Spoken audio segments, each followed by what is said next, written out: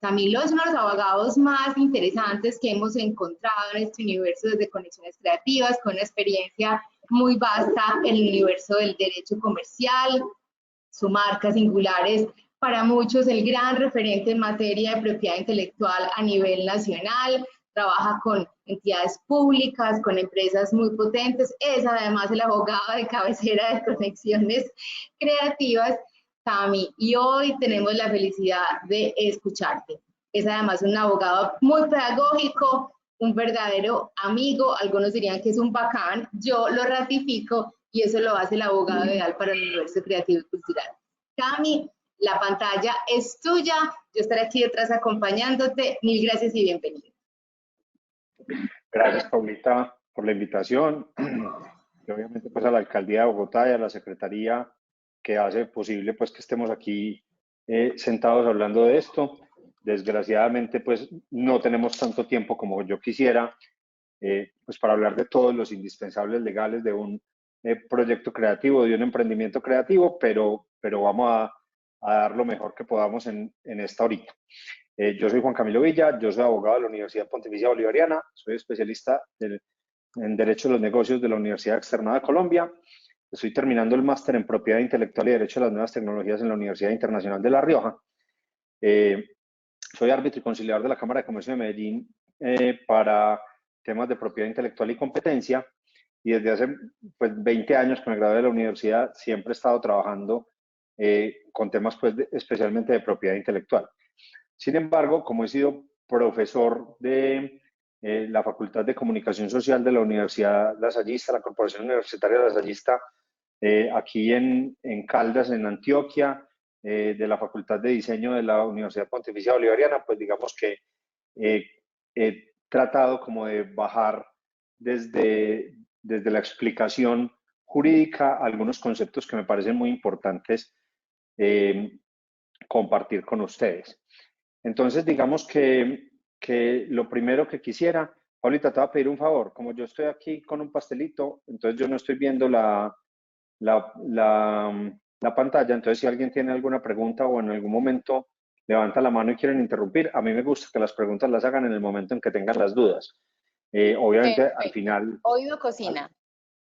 Sí, obviamente al final nos sentamos y discutimos pues los temas y resolvemos pues las otras inquietudes que tengan, pero si alguien en el momento en que estoy hablando tiene una duda, pues que nos interrumpa para que no se le quede pues digamos en el tintero a nadie la información que quiere recibir.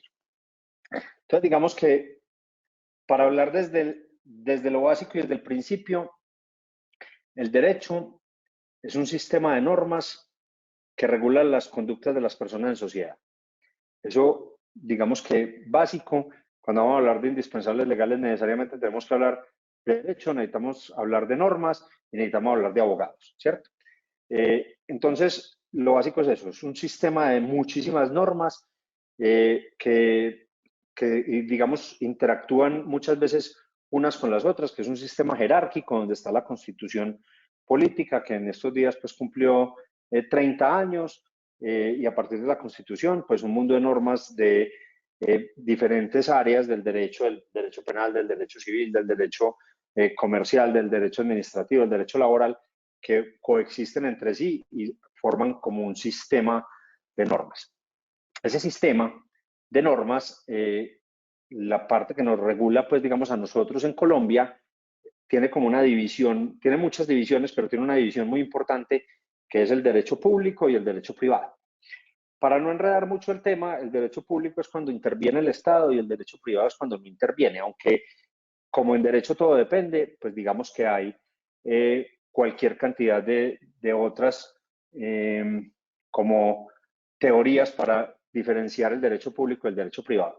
Pero entonces hoy nos vamos a concentrar un poquito en el derecho privado, que es el derecho, digamos, entre los particulares, o otra forma de decirlo es entre personas que estamos a un mismo nivel.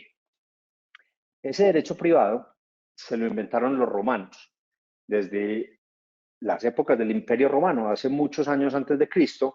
Ellos empezaron a regular las conductas de ese gran imperio que era el Imperio Romano y digamos que crearon algunos elementos muy importantes para el derecho que aún hoy, más de 2000 años después, siguen vigentes.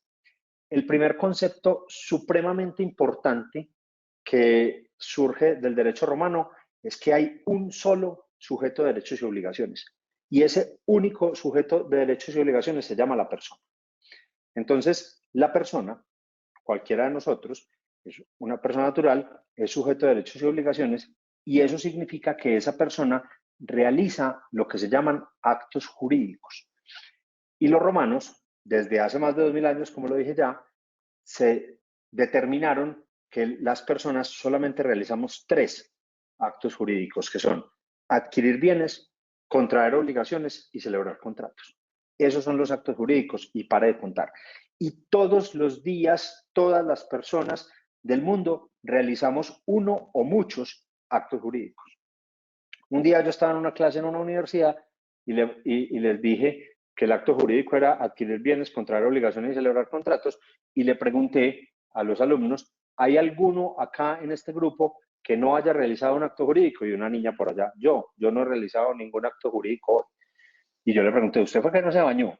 Y me dijo, claro que sí me bañé. Entonces yo le dije, entonces usted realizó un acto jurídico, porque usted adquirió el agua con la cual se bañó y contrajo la obligación de pagarle el agua a la empresa de servicios públicos de su casa.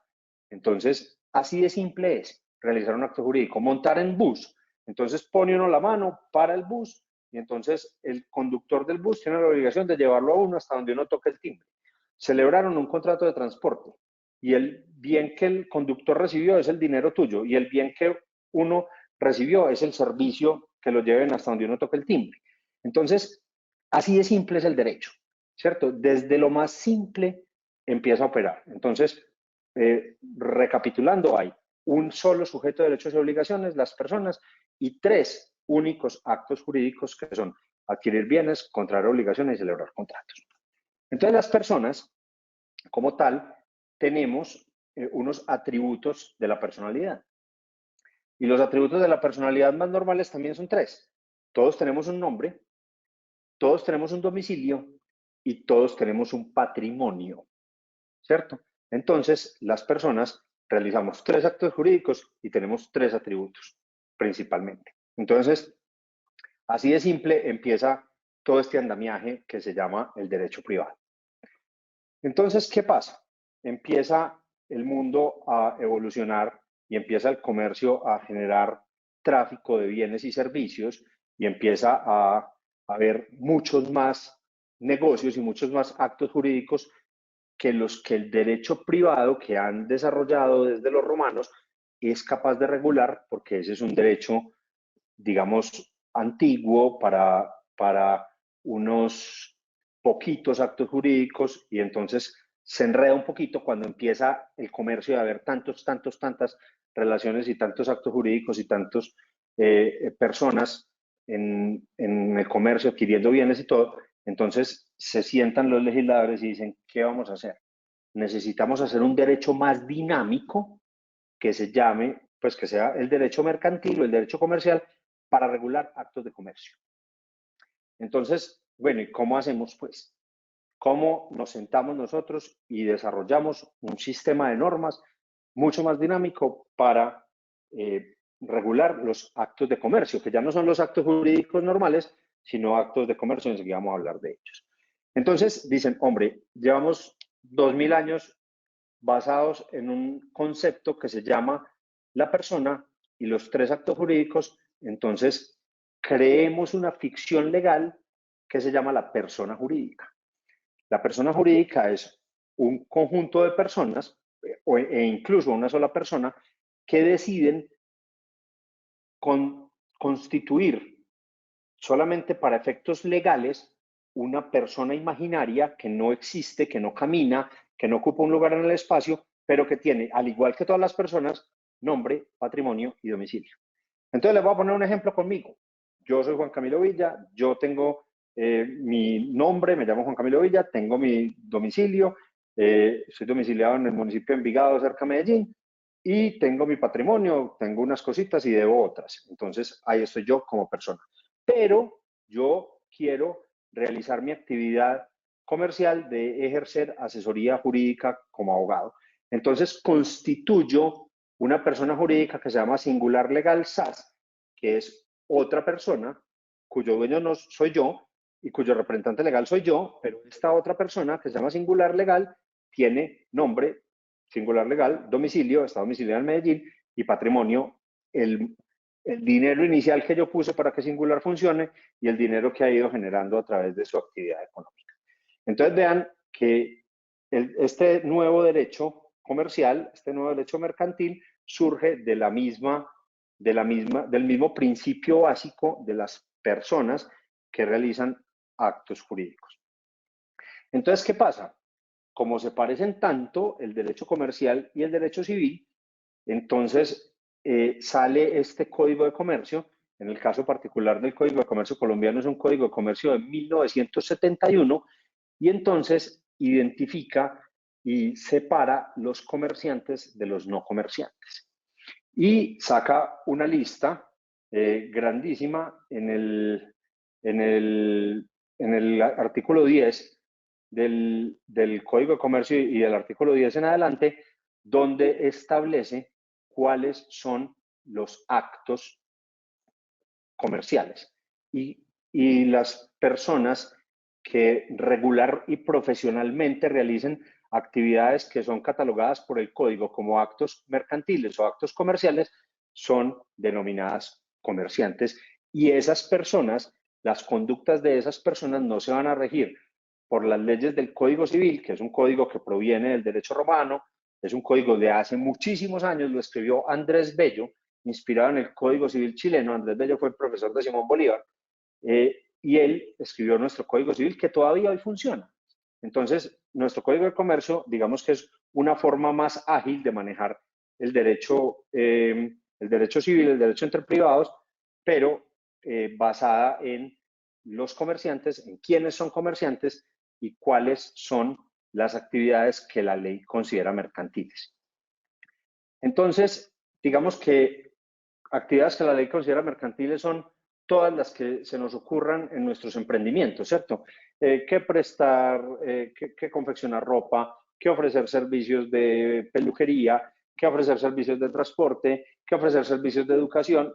Cualquier actividad que se nos ocurra en un emprendimiento está catalogada como actividad mercantil. Hay algunas poquitas que no, como por ejemplo ejercer la medicina, el derecho o la ingeniería, que son lo que llaman las actividades liberales, la ganadería o la agricultura cuando los productos se entregan en estado bruto, es decir, cuando ya uno los procesa ya se vuelve actividad comercial, pero digamos que para no confundirnos, cualquier actividad que tenga fin de lucro y repartir utilidades entre los que estén participando en las actividades mercantiles va a ser catalogada como una actividad de comercio. No sé si hasta ahí estamos claros, Paulita, ¿me cuentas? Todo va súper claro y aún no tenemos preguntas o comentarios, pero recuerden hacerlo a través de preguntas y aquí lo. Bueno, entonces, obviamente, pues por temas de tiempo nos toca seguir pues un poquito rápido, pero les cuento que a partir del artículo 10 y específicamente en el artículo 20, ahí están del Código de Comercio colombiano, que es de 1971, establece cuáles son las actividades que la ley considera mercantiles, ¿cierto? Entonces, bueno, si realizamos una de esas actividades, que en ese artículo 20 hay como 30 actividades diferentes, entonces eso quiere decir que estamos actuando como comerciantes. Y como comerciantes que somos, tenemos unas obligaciones específicas. La primera obligación que tiene un comerciante es matricularse en el registro mercantil, es decir, inscribirse en la Cámara de Comercio. Y ahorita más tardito vamos a hablar de eso. La segunda es llevar libros de contabilidad y inscribirlos también en el registro mercantil. La tercera es conservar la correspondencia y los documentos relacionados con el negocio. Y la cuarta es abstenerse de ejecutar actos de competencia desleal contra otros participantes en el mercado. Listo, entonces, digamos que ya tenemos claro qué es una persona, cuáles son los actos jurídicos, cuándo la persona es comerciante y cuáles son las actividades mercantiles que realizan los comerciantes. y cuáles son las obligaciones que tenemos como comerciantes. Entonces viene un momento donde la gente se tiene que sentar a pensar y es, yo ya estoy ejerciendo el comercio, ya estoy realizando actividades que la ley considera mercantiles y de pronto todavía no he cumplido a cabalidad con estas obligaciones del derecho comercial. Entonces, ahí ocurre una situación muy particular y es cuando las personas deciden que van a crear una persona jurídica. Acuérdense el ejemplo mío. O sea, yo soy abogado, doy clases de temas jurídicos en diversas universidades en Colombia y en diversas entidades, pero tengo una sociedad comercial que realiza actividades jurídicas. Entonces somos dos personas. Yo, Juan Camilo Villa, singular legal, sociedad constituida por mí. Entonces, una de las decisiones que uno tiene que tomar en un momento de la vida es, ¿constituyo ya una sociedad o todavía no? ¿Cierto? Y para mí, digamos que esa decisión depende de muchas variables. En derecho no hay nada exacto. Yo esta mañana le estaba dando unas clases de propiedad intelectual a un grupo de ingenieros de Suma, una empresa del grupo Argos para soluciones de software y de cosas de esas, y eran puros ingenieros. Y para los ingenieros siempre 1 más 1 es 2, para los abogados depende cuánto necesitamos que sea, ¿cierto? Entonces, en el tema de las sociedades y de cuándo es el momento para constituir una sociedad, hay muchas variables. La primera es la variable tributaria, ¿cierto? Una persona natural que ejerce el comercio, supongamos que está confeccionando y vendiendo ropa a través de las redes sociales y que todavía no se ha inscrito en el registro mercantil, pero está claramente realizando una de las actividades que la ley considera mercantiles y está obteniendo un lucro de esa actividad que la ley considera mercantil. Entonces, esa persona empieza a vender y empieza a conseguir muchísimos seguidores en sus redes sociales y le empiezan a comprar y le empiezan a consignar en su cuenta personal porque no tiene otra, porque no hay otra persona que pueda ser titular de esa cuenta bancaria, sino él, porque es una persona natural, y empieza a recibir un dinero constantemente de esa actividad mercantil y que la ley considera mercantil. Entonces llega nuestro amigo Ladian y le dice, señor, venga, usted tiene ingresos suficientes para pasar de ser una persona natural, comerciante, en régimen simplificado, a ser régimen común responsable de IVA.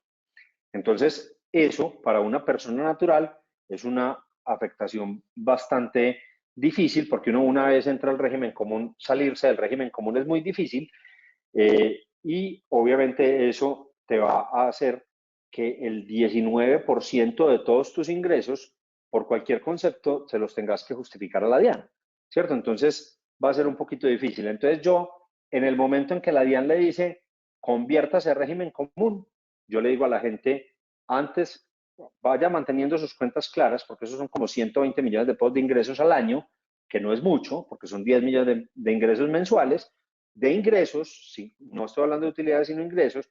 Entonces, si uno ve que su cuenta bancaria va a pasar del límite de 120 millones de pesos al año, entonces haga un stop, constituye una sociedad comercial y genere una persona jurídica imaginaria como la mía y sea usted persona natural, donde tiene su patrimonio, su casa, su carro, su finca, sus joyas, cualquier cosa que uno tenga, y hay una persona jurídica que es la empresa que confecciona ropa y le vende a través de las redes sociales. Entonces, en el momento en que uno vaya a llegar a ese límite donde lo pasan de régimen simplificado a régimen común, haga un alto en el camino y constituya una sociedad comercial e independice su patrimonio. ¿Por qué es muy importante el tema de independizar el patrimonio? Porque obviamente una sociedad, entre más ingresos tiene al año, muchas más obligaciones tiene.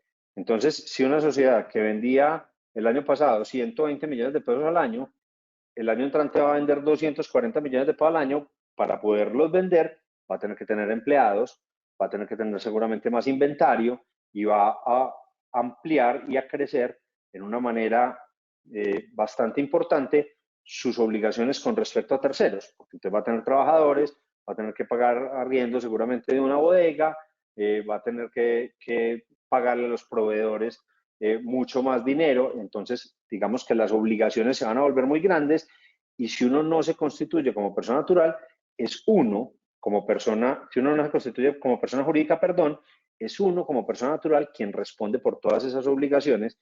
Yo siempre le explico a la gente que el negocio y el ejercicio del comercio es como un círculo, donde uno compra, vende, recibe utilidades, vuelve y compra, vuelve y vende y recibe más, y vuelve y compra y vende, y entonces mientras uno va creciendo, eso es como una bola de nieve, eso cada vez es más grande y más grande, digamos que eso es el ideal, cada vez es más grande, entonces las obligaciones, así como las utilidades se vuelven grandes, las obligaciones también se vuelven grandes. Entonces, en ese momento, digamos, es muy importante uno decir, alto acá, voy a poner la cabeza voy a pensar con cabeza fría, voy a hacer una pausa en el camino, voy a constituir una sociedad y voy a independizar el patrimonio de mi negocio del mío. Yo siempre pongo como ejemplo cuando uno va a constituir una sociedad comercial, es como cuando uno va a jugar a un casino, ¿cierto? Supongamos que yo voy a ir a jugar a un casino y tengo en mi billetera 2 billetes de 20.000. Entonces, mi patrimonio son 40.000. Entonces yo me siento en un casino y entro a jugar en un casino y digo, me voy a jugar 20.000. Saco de mi billetera mis 2 billetes de 20.000, tengo aquí uno, tengo aquí otro, este lo guardo y no me lo voy a gastar y este lo juego en la ruleta. Entonces me voy y le apuesto al número 18. Tiran la ruleta y el número 18 gana. Entonces yo me gané 36 veces los 20.000, ve, tengo un mundo de plata, ¿cierto? Tengo 720.000. Entonces estoy contento porque tengo mucha utilidad y esos 720.000 vuelvo y juego otro poquito y vuelvo y juego otro poquito, pero entonces vean que yo desde el principio independicé los patrimonios. El mío, los 20.000 que dejé en mi bolsillo y aquí los 20.000 que estoy jugando en esa ruleta, en esa rueda, en esa bola de nieve que cada vez va a generar más dinero, pero que puede generar pérdidas, ¿cierto? Es posible que yo estoy muy ambicioso y entonces juego y juego y juego y al final se me acaba y se me pierde toda la plata. ¿Cuánto me perdió? 20.000 que yo puse al principio en el juego. A pesar de que yo haya ganado mucho, como yo no los pasé para el bolsillo donde no los tenía, donde no estaba jugando, entonces en esa bola de nieve se puede perder un dinero interesante. Entonces uno, digamos que parte de la misión es que uno tiene que ser muy cabeza fría y entender el concepto, ¿cierto? Entonces, otro tema muy importante es, listo, vamos a hacer una sociedad. Digamos que por definición legal, el concepto de sociedad es un contrato de colaboración que una o varias personas hacen donde se obligan a aportar dinero, bienes apreciables en dinero o trabajo, que cualquiera de los tres es apreciable en dinero, con el fin de repartirse entre sí las utilidades que genera el giro ordinario de ese negocio. Entonces, hay otro tema que es supremamente importante cuando vayamos a constituir una sociedad y es el tema de los aportes. Es decir, yo cuánto voy a poner en esa ruleta. En el ejemplo que yo di, yo puse 20.000, ¿cierto? Pero supongamos que entonces yo fui con un amigo y cada uno puso 20.000 y empezamos a jugar y a jugar y a jugar y al final terminamos con 1.000.000 de pesos de utilidad en ese casino. Y no, tenemos 1.000.000, vámonos. Entonces cogemos el 1.000.000, nos vamos y ¿cuánto fue la utilidad? 960.000, porque cada uno puso 20.000. Y entonces los 960.000 se reparten en partes iguales, porque cada uno puso lo mismo. Otra cosa diferente pasaría si uno puso 50 y el otro puso 20, o si uno puso 100 y el otro puso 20. Entonces, hay que siempre entender que se recoge según lo que se ponga. ¿Listo? El aporte es un elemento fundamental y la mayoría de las personas cuando constituyen una sociedad no entienden el concepto de aporte. Una vez llegó una persona a mi oficina, una señora, y me dijo, ve, es que yo tengo un problema con los socios, nosotros somos 3, entonces uno de ellos tiene un programa de software muy bueno, yo tengo toda la clientela para vender ese programa de software y el otro tenía una plata en efectivo para poner a funcionar el negocio de comercializar ese software. Entonces, el uno puso el software, el otro puso 100 millones de pesos en efectivo para que la empresa empezara a funcionar, y esta señora puso el trabajo de ir donde cada uno de sus clientes y de sus contactos a decirles que hay, yo tengo este programa que le puede ser muy útil para usted. En todo caso, el hombre puso los 100 millones, el otro puso el software y empezaron, y esta empezó a tocar puertas y tocar puertas, y al final del año, hombre, el resultado no es tan bueno, no vendimos tanto como estábamos esperando. Entonces, ella llegó a mi oficina y me dijo, necesito que nos sentemos los tres porque nosotros le tenemos que devolver la plata. El dueño del software se llama Mauricio y el otro se llamaba Carlos, por decir algo. Entonces, Mauricio y yo le tenemos que devolver la plata a Carlos. Y yo, ¿y por qué? Y me dijo, no, porque es que él puso la plata. Y yo, ¿y el software? No, es de Mauricio. ¿Y lo tuyo? No, yo puse el tiempo.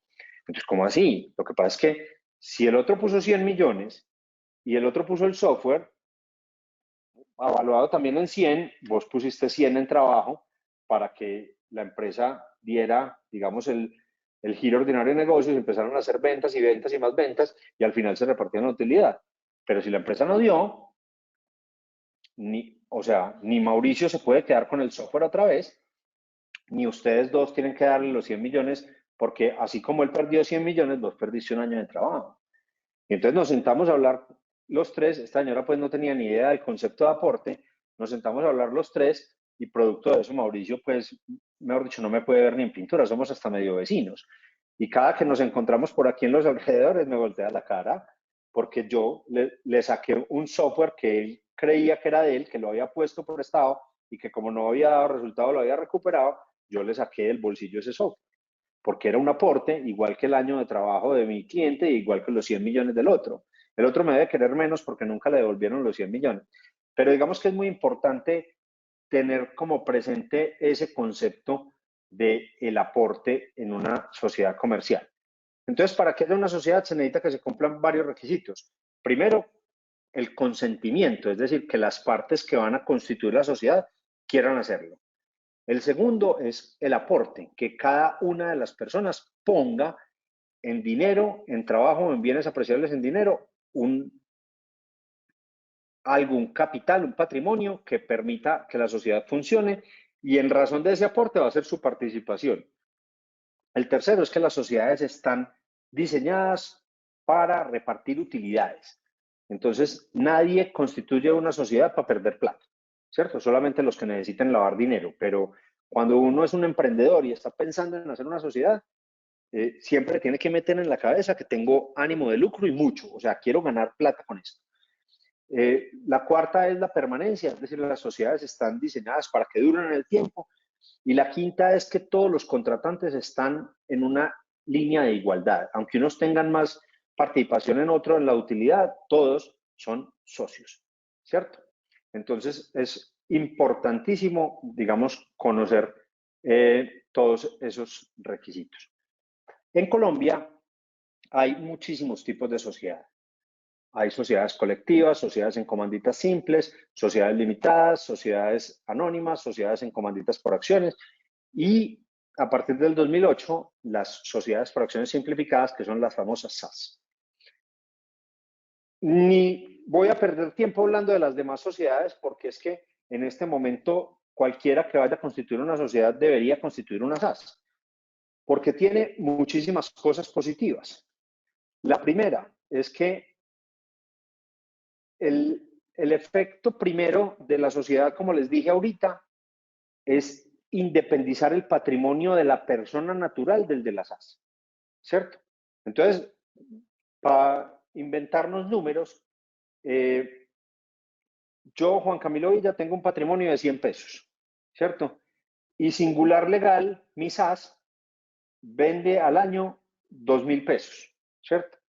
Para vender al año 2.000 pesos, digamos que contrae obligaciones y su giro ordinario de negocios, esa sociedad para vender al año 2.000 pesos y dejar de utilidad 500, entonces tiene que sacar del bolsillo 1.500. Entonces, imagínense yo con un patrimonio de 100, ¿cómo hago para responder por 1.500 al año de obligaciones que Singular obtiene? No soy capaz. Entonces, como yo tengo una SAS, entonces yo le digo a todos los que contrato y a todos los que tienen relación comercial con Singular, mi patrimonio de 100 es lo máximo por lo que yo podría responder. Es decir, yo cuando constituía Singular, yo de mis 100 dije que yo ponía 20 para funcionar Singular y solamente con los 20 respondo por mis actos. Es decir, mi patrimonio, mis 100 están siempre a salvo, porque Singular es una persona y Juan Camilo Villa es otra. Listo, eso es lo primero que hace muy buena la SAS. Es decir, independiza de una manera maravillosa el patrimonio del accionista del patrimonio de la sociedad. Lo segundo es que la SAS permite que cualquier persona la administre. Es decir, si yo el día de mañana me voy a ir a un año sabático, yo puedo dejar a un tercero encargado de la administración de Singular SAS. Y esa persona puede ir, comprar, vender, realizar cualquier acto de comercio en representación de la SAS, que es mía. Entonces, no necesariamente la administración la tengo que hacer yo, ¿cierto? Otra grandísima ventaja de la SAS es que puede tener un solo socio, como el caso de Singular, o cualquier cantidad de socios, ¿cierto? Yo por ahí participo en una sociedad que hace unas gaseosas naturales, pues como muy orgánicas y muy buenas, y esa sociedad empezó siendo una SAS de un solo socio que se llama Jerónimo, y Jerónimo fue buscando entre sus amigos, entre ellos yo, ve, ayúdame con una plática para capitalizar este negocio y yo te doy tanto porcentaje de la SAS. Entonces, varios amigos le hemos dado 5 millones, 10 millones, 15 millones, alguna platica para que la SAS funcione y la SAS hoy vale un mundo de plata y uno tiene una pequeña participación. Entonces es muy importante, digamos, como que ese tema del aporte y de la cantidad de socios que puede tener.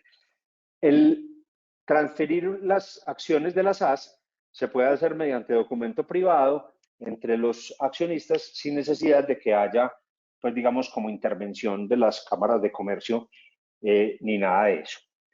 Entonces, bueno, hasta ahí digamos que vamos con las sociedades comerciales y la constitución de una persona jurídica, pues como para irle dando como forma a esto. Entonces, al principio decíamos que las personas, naturales o jurídicas, tenemos 3 atributos: nombre, domicilio y patrimonio. ¿Listo? Entonces, para hablar del patrimonio de las personas jurídicas, de los comerciantes, básicamente el patrimonio de los comerciantes está constituido por muchos bienes, pero yo hoy voy a hablar particularmente de 2.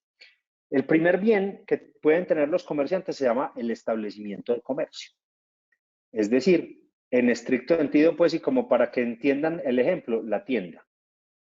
Entonces, imaginémonos un comerciante que se llama Grupo Éxito S.A., ¿cierto? Un comerciante gigante que tiene un patrimonio gigante, que tiene un nombre que todos reconocemos y tiene muchos establecimientos de comercio. El establecimiento de comercio es el conjunto de bienes que tiene ese empresario, ese comerciante, para ejercer el comercio. Entonces, imaginémonos el establecimiento de comercio del éxito, cualquier éxito. Ustedes están en Bogotá, imagínense en el éxito del country. Entonces, en el éxito del country es un establecimiento de comercio. ¿Qué hay? Hay un mundo de cosas. Hay un mundo de inventario, hay un nombre, un letrero afuera que dice éxito, hay estanterías, hay unos computadores, hay un mundo de elementos importantes del establecimiento de comercio. Pero entonces, ahí y dentro de lo indispensable que uno tiene que saber es que ese establecimiento de comercio es un bien que el comerciante tiene. Así como uno tiene camisas y pantalones y zapatos, el comerciante Grupo Éxito tiene unos establecimientos de comercio que son tiendas.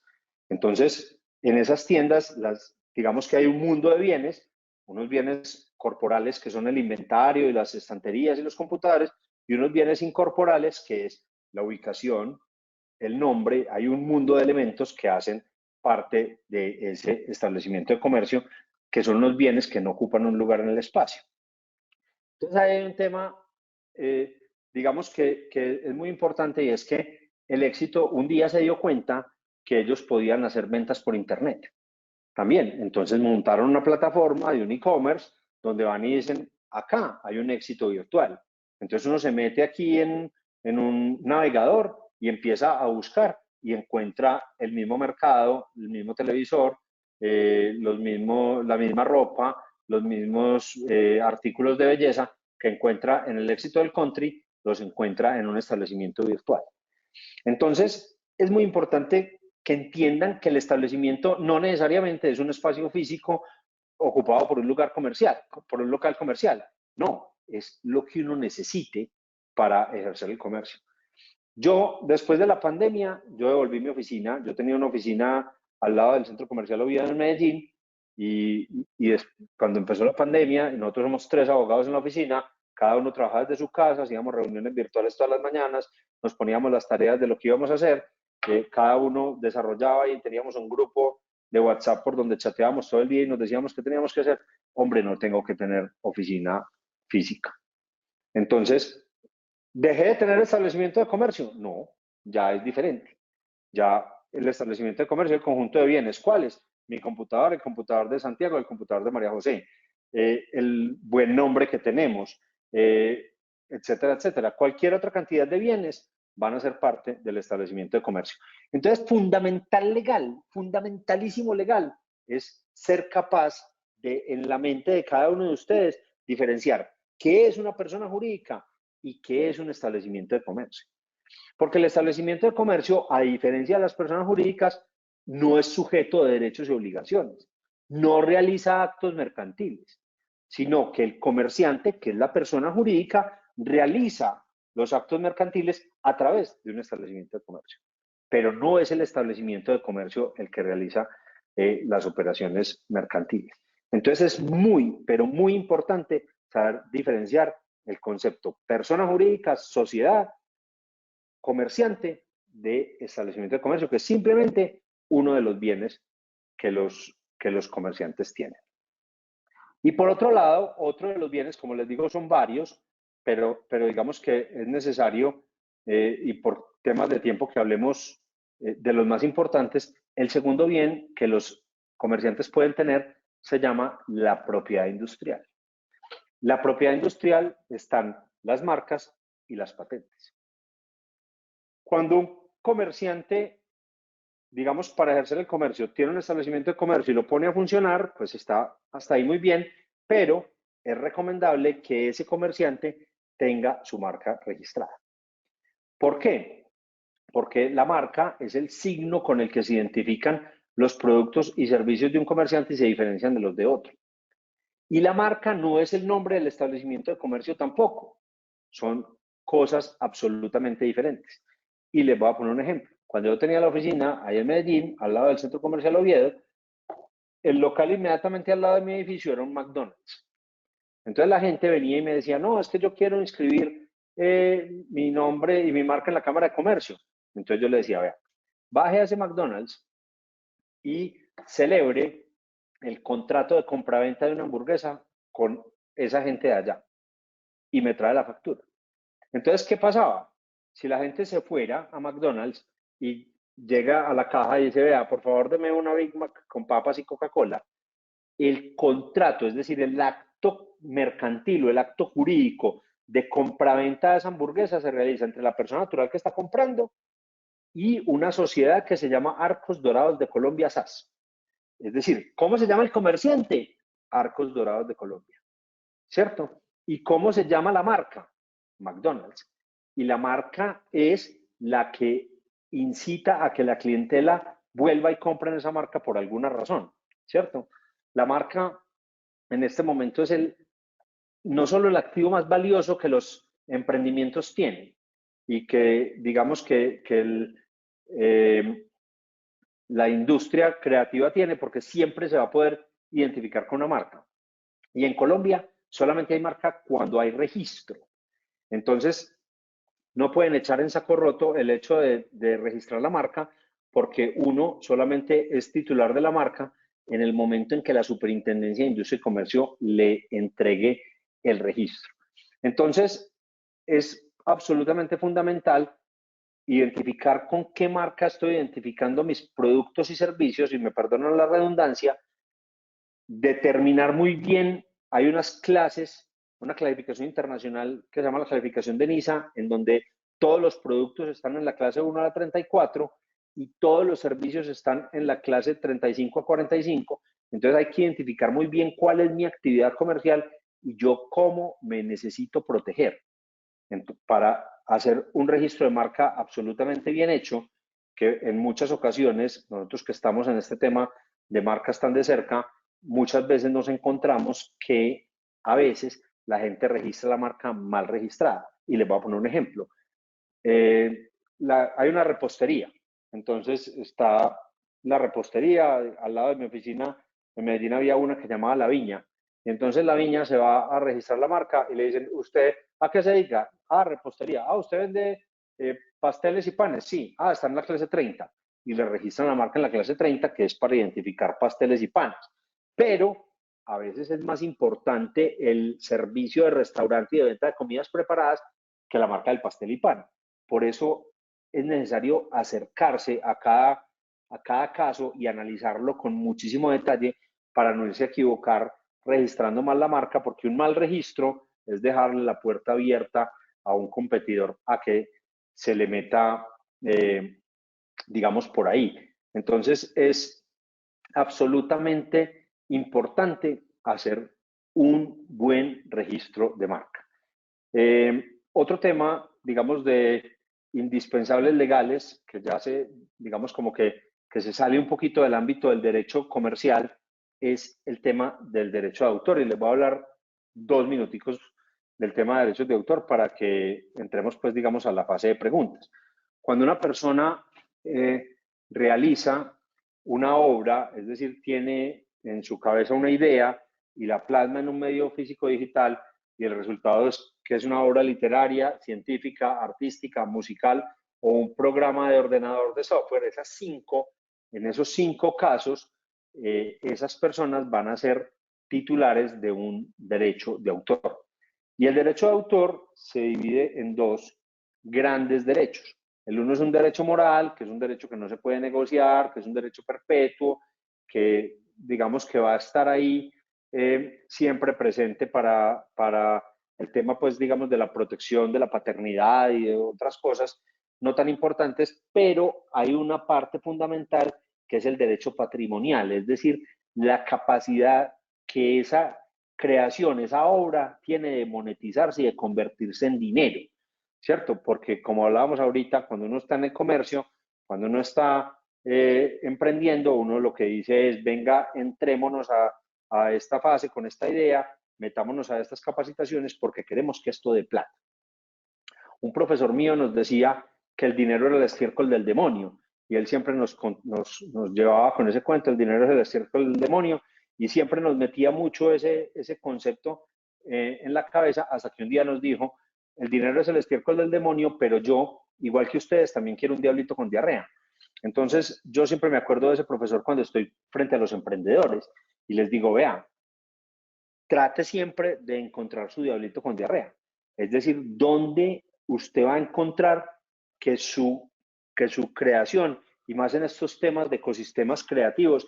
Yo estuve por allá invitado a la cumbre de la economía naranja que hubo aquí en Medellín en septiembre del 2019 como experto en temas de propiedad intelectual y siempre lo repito y a partir de ahí he colaborado con un programa que se llama Sacúdete, donde he tenido que estar en el Putumayo y en Santander y en el Chocó y en el Valle, en poblaciones apartadísimas, hablando de propiedad intelectual.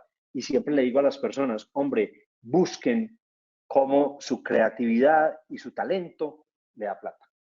Porque en últimas para eso se emprende. Y por eso yo he sido tan reiterativo en el tema de ánimo de lucro. Esto tiene un fin y es convertirse en empresario y poder todos los años repartir utilidades de este negocio. Entonces, el derecho de autor sobre esas obras, esas 5, literarias, científicas, artísticas, musicales y software, genera un derecho patrimonial que, a diferencia del moral, sí se puede transferir y cuando se transfiere hay que saberlo transferir porque uno no lo puede transferir todo, hay que mirar la persona interesada en comprar lo que quiere, hay que ser como muy metódicos con el tema para no ir a entregar la totalidad de mi talento a un tercero para que lo explote y yo me quedo viendo como el otro se enriquece. Entonces hay que ser como un poquito cuidadosos con eso. Es muy importante que entiendan que sobre una obra, sobre el patrimonio que significa, acuérdense que hablábamos que las personas naturales y jurídicas pueden tener nombre, domicilio y patrimonio. En el patrimonio están los bienes también de propiedad intelectual y que al momento de transferir el dominio o de ceder esos bienes, hay que saberlos ceder para que sea beneficioso para quien tiene el talento y quien lo crea, ¿cierto? Digamos que es un tema difícil para hablarlo en tan poquito tiempo, pero quiero que les quede como sembrada la duda de cuando a mí alguien venga y me diga, yo voy a comprarle sus derechos de autor, venga, un momento, me quiero acordar de este tema de los indispensables legales y busquen ayuda para que no los tumben, porque es que artistas, músicos tumbados, vea, yo conozco miles. Yo en estos días fui profesor del hijo de uno de los grandes músicos que ha dado Colombia y el hombre dice, vea, pues nos ha ido muy bien en la vida, pero las disqueras se nos han quedado con más pues con una parte muy importante de nuestro patrimonio porque no sabíamos firmar los contratos al principio. Entonces, digamos que pónganle especial atención a eso. Eh, Piensen siempre que los bienes de propiedad intelectual, que las creaciones intelectuales son bienes, que ustedes los tienen que administrar, saber administrar bien, para que nunca los vayan, digamos, a tumbar y no los vayan a dejar ahí, pues no se vayan a quedar ustedes tristes porque no supieron negociar eso si ya habían oído hablar de eso un día. Cami, cariño, gratitud y admiración siempre y un abrazo para todos los emprendedores y gestores de Bogotá. Hasta pronto y feliz tarde.